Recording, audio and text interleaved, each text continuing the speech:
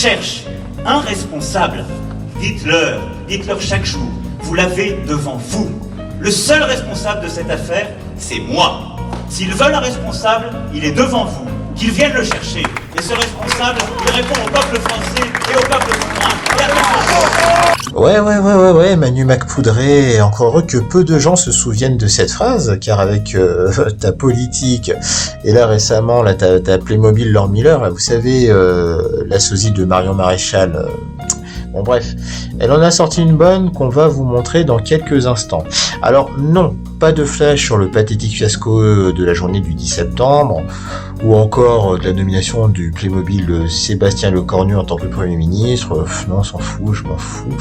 On va plutôt parler de la députée Renaissance Laure Miller, donc qui a expliqué que la directive européenne sur l'identification des utilisateurs de réseaux sociaux a été adoptée sous la pression notamment de la France, et qu'il faut donc saisir cette occasion.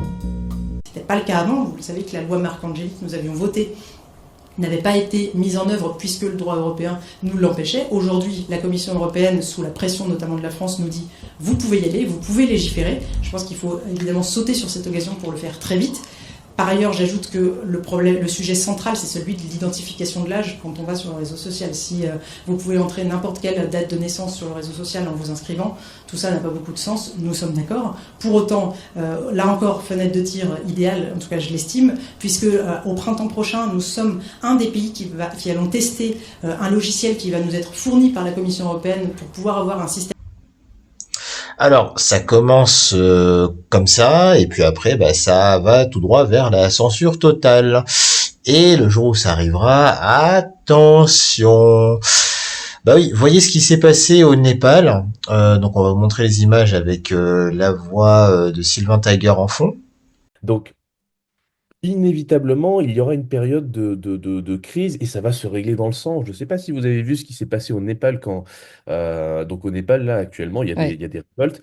Ils ont coupé les réseaux sociaux à la génération Z, notamment. Pourquoi? Parce qu'en fait, ces derniers n'étaient pas contents du népotisme ambiant au Népal, mais en fait, c'est des problèmes inhérents à quasiment tous les pays. En gros, il y a des privilégiés, il y a une caste qui dirige, et les Népalais avaient tendance à manifester sur les réseaux sociaux. Ils ont coupé les réseaux sociaux.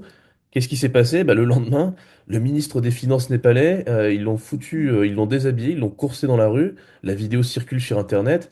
Et aujourd'hui, le Népal est à feu et à sang. D'ailleurs, l'épouse de l'ex-premier ministre a été brûlée vive. On va pas vous montrer les images parce que c'est dégueulasse. Alors, bon, il y a encore de la marge avant qu'un truc comme ça arrive en France, mais... Autant ça n'a pas branché lorsqu'il fallait se picouser pour aller au resto via un pass, autant pour ce genre de choses, ça pourrait vite partir en vrille.